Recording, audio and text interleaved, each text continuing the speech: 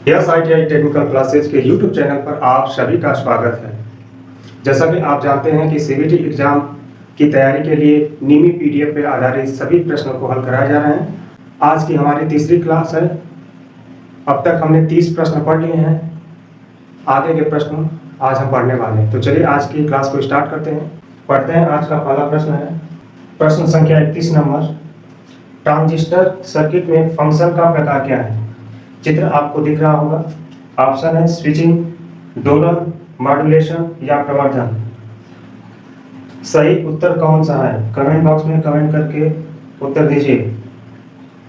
सवाल है transistor circuit में फंक्शन का प्रकार क्या है? चित्र को गौर से देखिए और बताइए।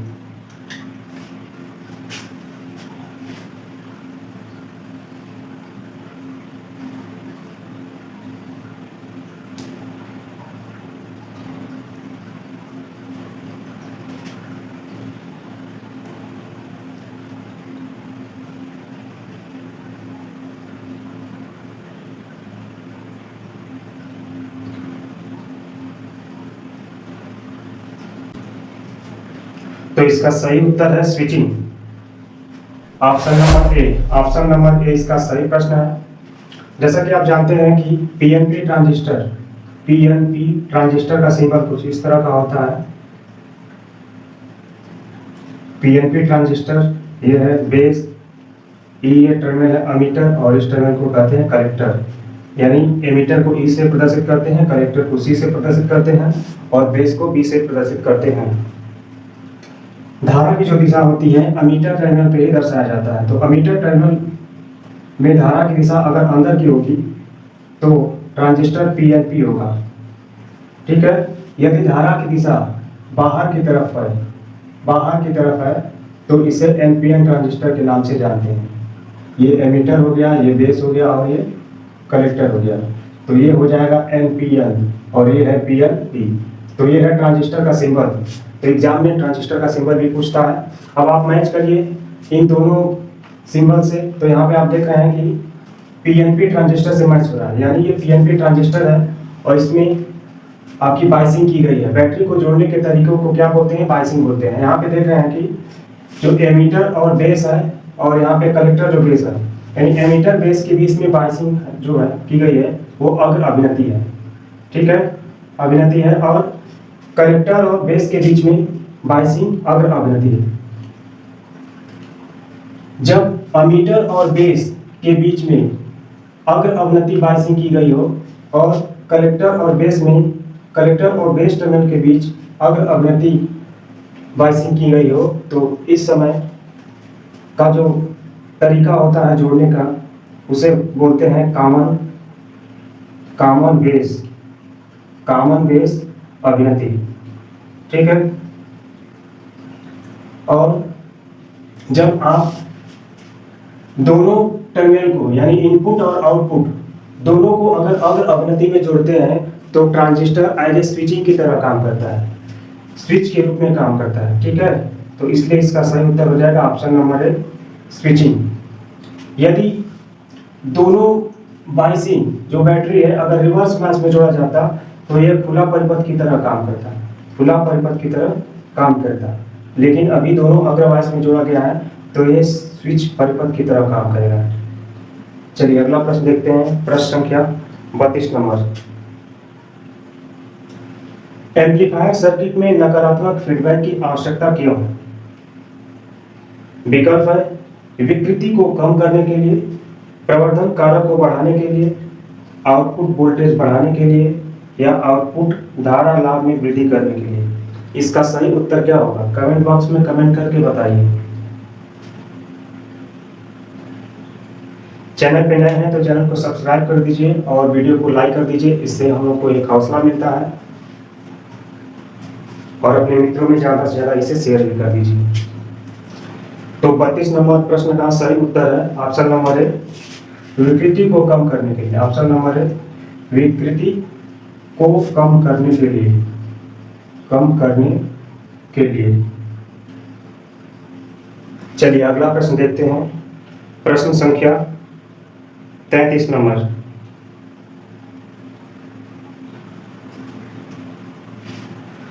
पावर कंट्रोल सर्किट में डायोड का उद्देश्य क्या है?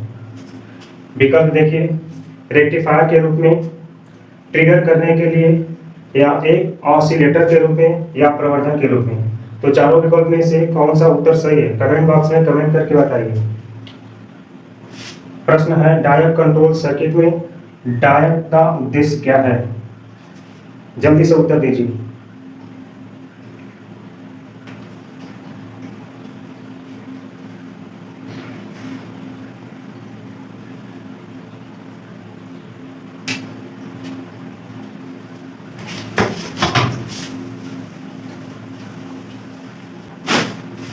तो प्रश्न संख्या 33 का सही उत्तर होगा ऑप्शन नंबर बी, ट्रिगर करने के लिए। ट्रिगर करने के लिए।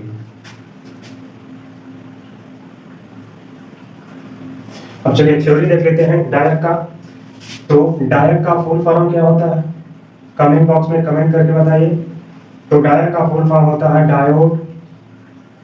Diode for alternating current. Alternating current, copy पे नोट कर लीजिए। डायोड का सिंबल क्या होता है? तो इसको भी देख लेते हैं। डायोड दो डायोडों को मिलकर बनाया जाता है। तो चलिए दो डायोड बना लेते हैं। कुछ इस तरह का डायोड बना होता है, और जो डायोड बने होते हैं वो एक दूसरे के विपरीत जुड़े होते हैं। यह है आपका डायोड। जब दो डायोडों को विपरीत दिशा में जोड़ते हैं तो क्या मिलता है? हमें डायोड मिलता है। डायोड के दो टर्मिनल होते हैं, एनोड और कैथोड होते हैं, यानी टर्मिनल दो होते हैं। ठीक है, जो इसकी परत होती है यह 3 परत, 4 परत, 5 परत से भी मिला करके बनाया जाता है। दूसरी बात, जो डायोड होता है वो बाई डायरेक्शनल होता है। बाई डायरेक्शनल होता है। बाई डायरेक्शनल का मतलब कि इसमें प्रचालन दोनों तरफ से हो सकता है। ठीक है, तो ये है डायोड का थ्योरी। चलिए अगला प्रश्न देखते हैं। प्रश्न संख्या 34 नंबर।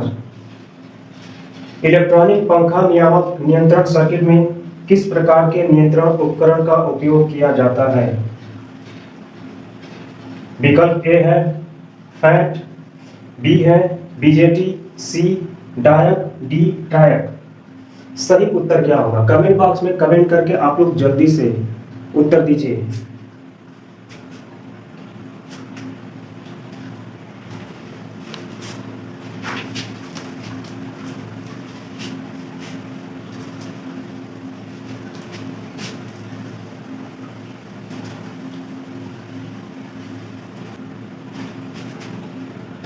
तो प्रश्न संख्या 34 का सही उत्तर हो जाएगा बी, ट्रायक।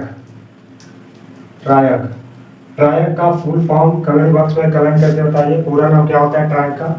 तो ट्रायक का पूरा नाम होता है triode alternating current. Alternating current बता चुके हैं।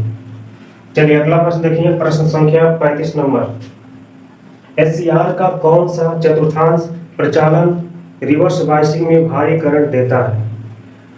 विकल्प है पहला चतुर्थांश, तीसरा चतुर्थांश, चौथा चतुर्थांश, या दूसरा चतुर्थांश। तो सही उत्तर क्या होगा? कमेंट बॉक्स में कमेंट करके आप लोग बताइए।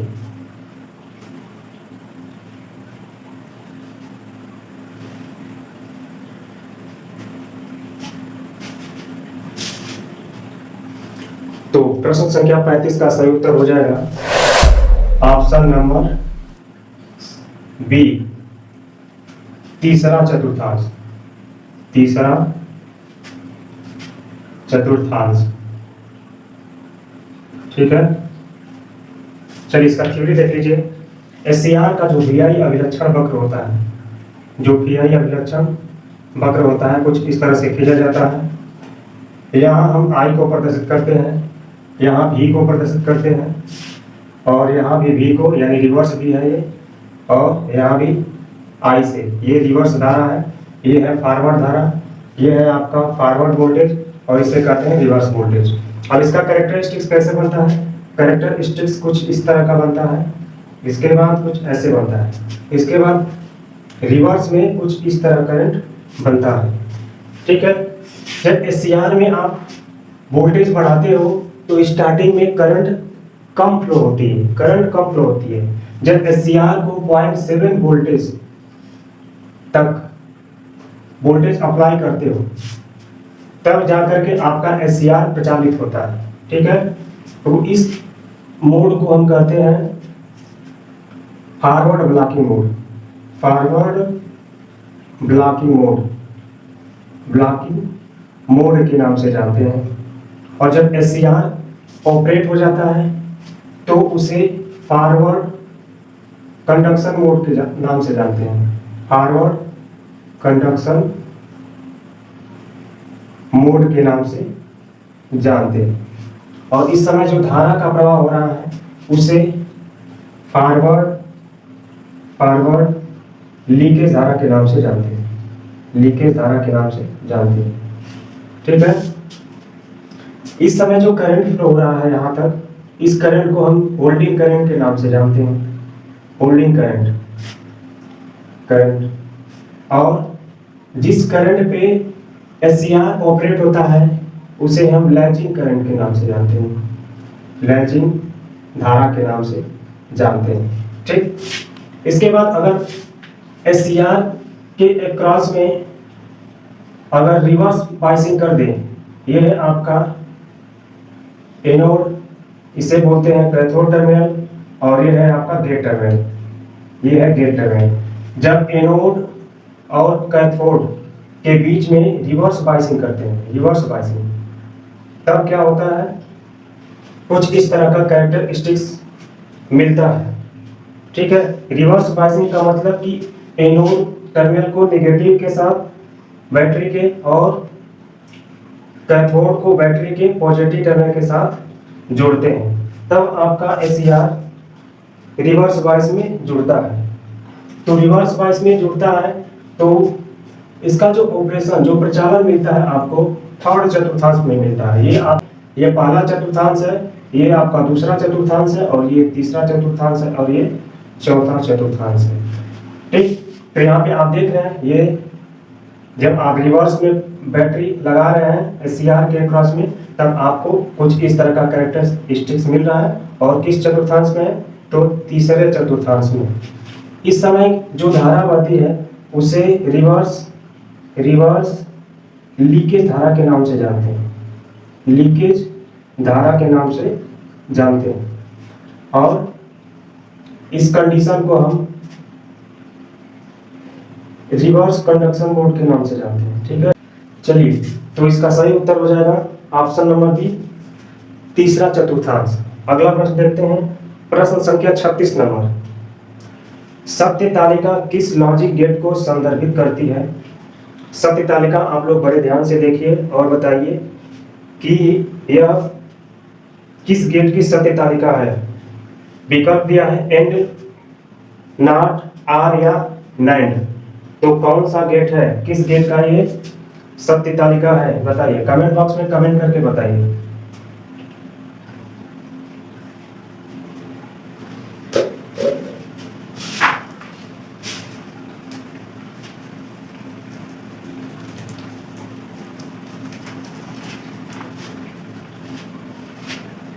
तो 36 नंबर प्रश्न का सही उत्तर हो जाएगा नॉर गेट। सही उत्तर हो जाएगा NOR gate, option number C, option number C, NOR gate, NOR gate. अब नॉर गेट कैसे होगा? देखिए, नॉर गेट का जो आउटपुट समीकरण होता है ये y बराबर a प्लस बी पे बार होता है। जो r का समीकरण होता है, आउटपुट समीकरण जो होता है y बराबर a प्लस बी होता है। जब आर गेट के साथ जब आप नॉर गेट लगा देते हैं, यानी नॉर गेट को अगर जोड़ देते हैं तो आपको कुछ इस तरह का आउटपुट मिलेगा। जैसे यहाँ पे अगर इनपुट देते हैं ए और बी, तो यहाँ तक तो आपको आउटपुट मिलेगा ए प्लस बी, लेकिन इसके बाद नॉर जुड़ा है तो नॉर का मतलब कि ए प्लस बी पे क्या हो जाएगा, बार हो जाएगा, यानी y बराबर a प्लस बी पर बार। इसका मतलब किसका है, ये नार का है। नार को हम दूसरे तरह से भी लिखते हैं, दूसरे तरह से भी सिंबल इसको बनाते हैं, कुछ इस तरह सिंबल बना देंगे, यहाँ बबल लगा देंगे और दो यहाँ पे इनपुट रहेगा a और b और y आउटपुट हो जाएगा, तो y बराबर a प्लस बी बार हो जाएगा। तो इसका सही उत्तर है नार गेट।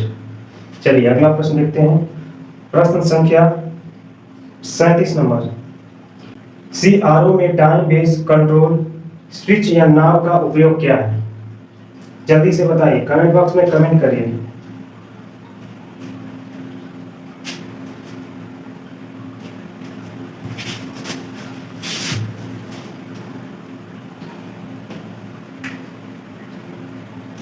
तो प्रश्न संख्या 37 का सही उत्तर हो जाएगा option number A, sweep switch का चयन करें। स्वीप स्विच का चयन करें। चलिए अगला प्रश्न देखते हैं, प्रश्न संख्या 38 नंबर। टाइप मोटर नियंत्रण सर्किट में एक स्नैपर सर्किट का उपयोग क्यों किया जाता है?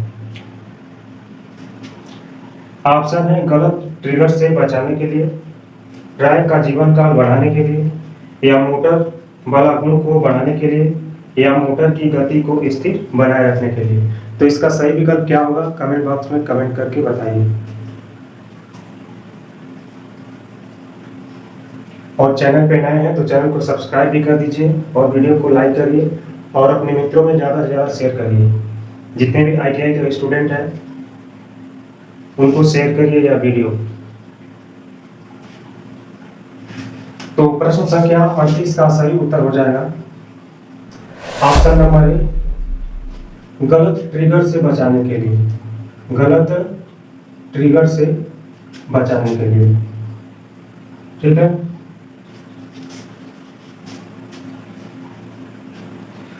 तो ट्रायक का उपयोग किया जाता है कहाँ?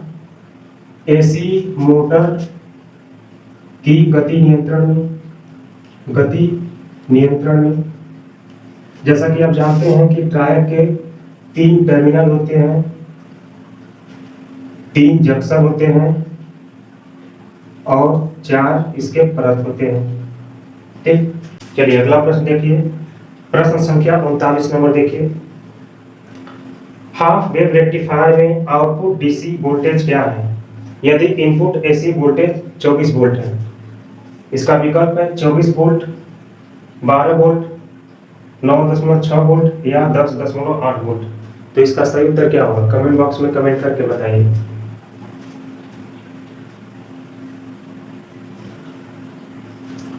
तो प्रश्न संख्या 39 का सही उत्तर हो जाएगा ऑप्शन नंबर डी, 10.8 वोल्ट। चलिए अगला प्रश्न देखते हैं, प्रश्न संख्या 40 नंबर। जर्मेनियम की तुलना में सिलिकॉन द्वारा अधिकांश अर्धचालक उपकरण क्यों बनाए जाते हैं? यानी सिलिकॉन के ही क्यों ज्यादा उपकरण बनाए जाते हैं, ये पूछ रहा है। इसका ऑप्शन है उच्च बाधा वोल्टेज, या उच्च प्रतिरोध रेंज, या उच्च तापीय चालकता, या फिर उच्च धारा ले जाने की क्षमता। तो इसका सही उत्तर क्या होगा, कमेंट बॉक्स में कमेंट करके बताइए।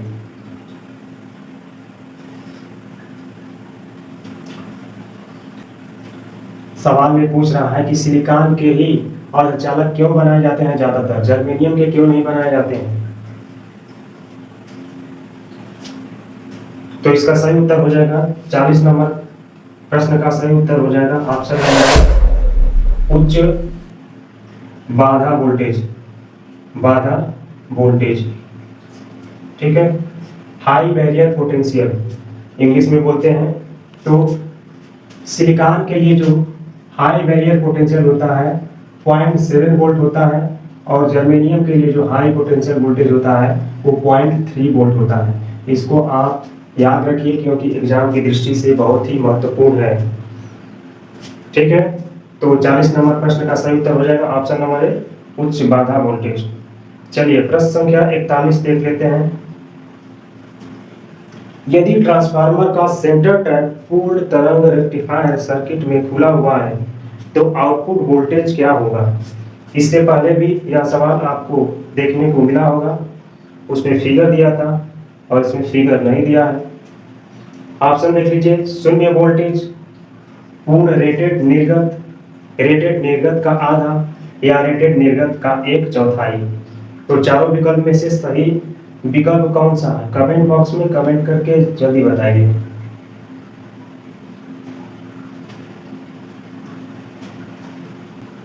तो 41 नंबर का सही उत्तर हो जाएगा ऑप्शन नंबर ए, शून्य वोल्टेज। शून्य वोल्टेज। यहां देखिए कुछ इस तरह का सेंटर ट्रैप फुल रेक्टिफायर का फिगर बना होता है। यहाँ से टैपिंग की गई होती है और 2 डायोड लगे होते हैं कुछ इस तरह से। एक डायोड यहाँ लगा होता है, पहले डायोड का नाम होता है D1 और दूसरे डायोड का नाम होता है D2। अब यहाँ आप देख रहे हैं कि ये ओपन है, यहाँ ओपन है, इसका मतलब कि जो डायोड का सर्किट है वो कंप्लीट नहीं होगा, दोनों में से किसी का भी सर्किट कंप्लीट नहीं होगा। और यहाँ पे ट्रांसफार्मर डायोड को क्या देगा? AC सप्लाई देगा। AC सप्लाई देगा जो समय के साथ परिवर्तनशील होता है। जब डायोड को AC सप्लाई देगा तब डायोड क्या करता है? DC सप्लाई में बदल देता है। तो जब सर्किट ओपन होगा तो कैसे ये DC सप्लाई में बदल पाएगा? नहीं बदल पाएगा ना। इसका मतलब कि आउटपुट शून्य देगा, इसका आउटपुट क्या होगा? शून्य हो जाएगा। तो सही ऑप्शन है ऑप्शन नंबर ए, शून्य वोल्टेज। चलिए अगला प्रश्न देखते हैं, प्रश्न संख्या 42 नंबर। कौन सा दोलक उच्च सटीक स्थिर आवृत्ति प्रदान करता है? ऑप्शन है Hartley oscillator, Colpitts oscillator, quartz crystal oscillator या RC फेज शिफ्ट ऑसिलेटर। तो इसका सही उत्तर क्या होगा? कमेंट बॉक्स में कमेंट करके बताइए। वीडियो को लाइक भी करते रहिए और साथ में शेयर भी करते रहिए।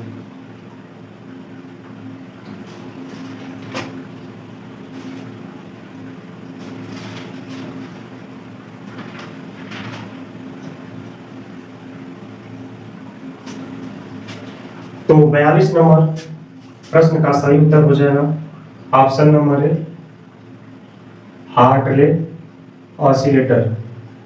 ठीक है, ऑसिलेटर का काम होता है इस आवृत्ति को बदलना। ऑसिलेटर का काम होता है आवृत्ति को बदलना। ठीक है, चलिए अगला प्रश्न देखिए, प्रश्न संख्या 43 नंबर देखिए। एक ट्रांजिस्टर में आधार सामग्री का विशेष गुण क्या है? विकल्प है हल्के से डोप किया हुआ और पतला। अगला ऑप्शन है भारी और बहुत पतला। अगला ऑप्शन है हल्के से डोप किया हुआ और बहुत बड़ा। और ऑप्शन नंबर डी है भारी और बहुत बड़ा। तो इसमें से कौन सा ऑप्शन सही होगा? कमेंट बॉक्स में कमेंट करके बताइए। ट्रांजिस्टर के बेस की बात कर रहा है। ट्रांजिस्टर का जो बेस होता है वो कैसा होता है? पतला होता है, मोटा होता है, चौड़ा होता है, भारी होता है, हल्का होता है, क्या होता है? उसकी डोपिंग ज्यादा की जाती है, कम की जाती है, या अधिक की जाती है, या बहुत अधिक की जाती है, क्या बताइए? ट्रांजिस्टर के बेस के बारे में बताना है।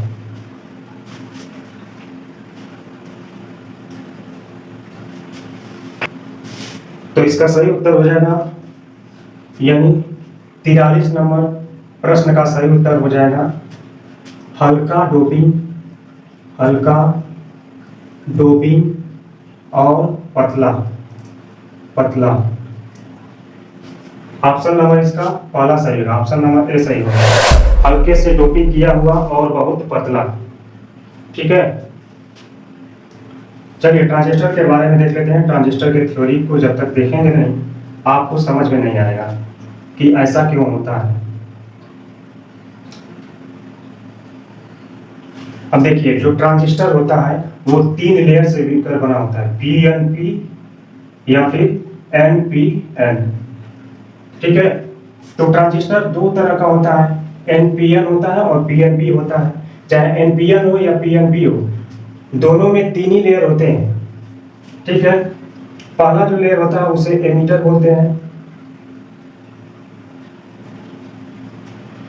इसको बोलेंगे एमीटर। एमीटर एमीटर बीच वाला जो होता है वो बेस होता है, और लास्ट वाला जो होता है उसे बोलते हैं संग्राहक। संग्राहक यानी कलेक्टर बोलेंगे, कलेक्टर, ठीक। तो सबसे अधिक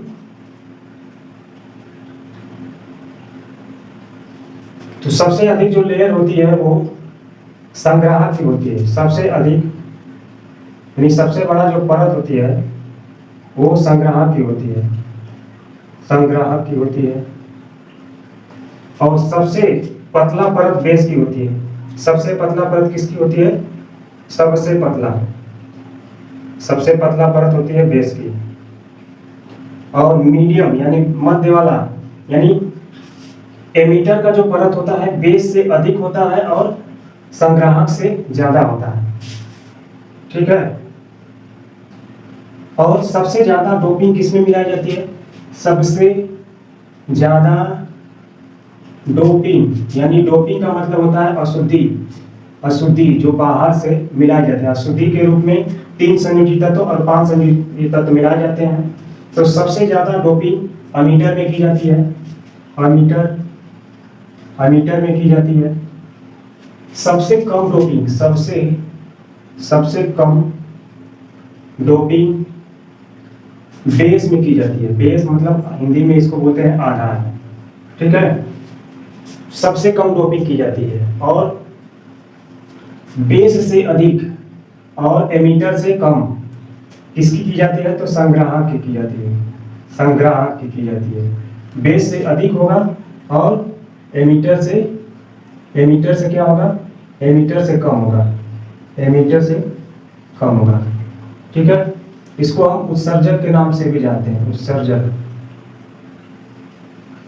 ठीक। हिंदी में उत्सर्जक बोलते हैं एमीटर को, और कलेक्टर संग्राहक को बोलते हैं, बेस आधार को बोलते हैं। तो इसका सही उत्तर क्या होगा? ऑप्शन नंबर ए, हल्के से डोपिंग किया हुआ और बहुत पतला। तो यहाँ पे आप देख रहे हैं कि बेस है, बेस बहुत पतला है।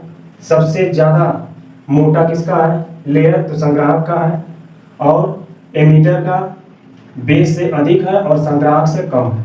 सबसे ज्यादा डोपिंग किसमें की गई है? तो अमीटर में की गई है। सबसे कम डोपिंग किसमें की गई है? तो बेस में की गई है, इस बीच वाले में की गई है, जो सबसे पतला है लेयर जिसका। चलिए अगला प्रश्न देखते हैं, प्रश्न संख्या 44 नंबर। एम्पलीफायर का प्रकार क्या है? चित्र को बड़े गौर से देखिए और उत्तर दीजिए। विकल्प पहला है push pull amplifier, option B है common base amplifier, option C है emitter follower amplifier, option D है कॉमन एमीटर एम्पलीफायर। तो इसका सही विकल्प क्या होगा? कमेंट बॉक्स में कमेंट करके आप लोग बताइए। 45, ये 44 नंबर प्रश्न है, इसका सही उत्तर क्या होगा बताइए।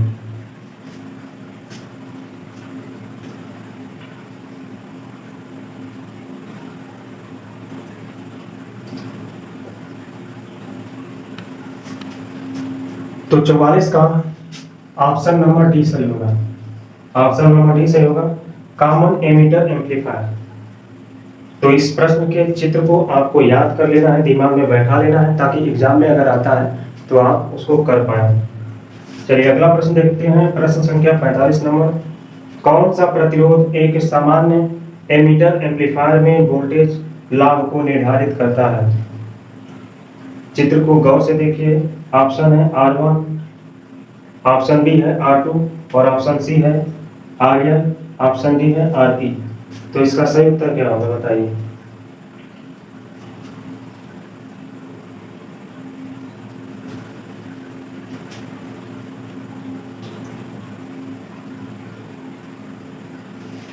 तो 45 नंबर प्रश्न का सही उत्तर हो जाएगा ऑप्शन नंबर सी RL, ठीक है।